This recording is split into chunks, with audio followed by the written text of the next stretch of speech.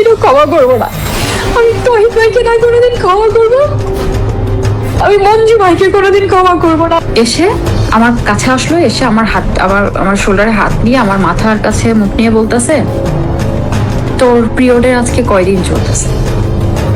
তো আমি বললাম যে আমার পিরিয়ড না, ডেট টাইমিং না, কয়দিন চলতেছে এটা ডিরেক্ট জানতে চাচ্ছে, কারণ তার কাছে অলরেডি ইনফরমেশন আছে।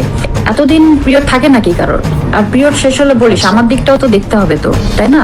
আমি যখন ডাকবো চলে আসিস। কি করতেছে? বৃহস্পতিবার একটি ইউটিউব চ্যানেলে দেওয়া সাক্ষাৎকারে জাতীয় দলে খেলার সময় যৌন হয়রানির শিকার হয়েছিলেন বলে অভিযোগ তুলেছেন সাবেক অধিনায়ক জাহানারা আলম। তার অভিযোগ, জাতীয় নারী দলের সাবেক নির্বাচক মঞ্জুরুল ইসলাম এবং নারী বিভাগের সাবেক ইনচার্জ প্রয়াত তহিদ মাহমুদ তাকে যৌন হয়রানি করেছিলেন। এছাড়া তার ক্যারিয়ার ধ্বংস করে দেওয়ার পিছনে জাতীয় দলের সাবেক ও বর্তমান কয়েকজন কোচিং স্টাফ এবং খেলোয়াড়ের ভূমিকা ছিল বলে দাবি করেছেন জাহানারা। এসব ঘটনা বিসিবিকে বিস্তারিত জানিয়ে কোনো ব্যবস্থা পাননি, এটাও দাবি করেন সাবেক এই অধিনায়ক। এই অভিযোগের পর বিসিবি জানিয়েছে একটি তদন্ত কমিটি গঠন করা হবে।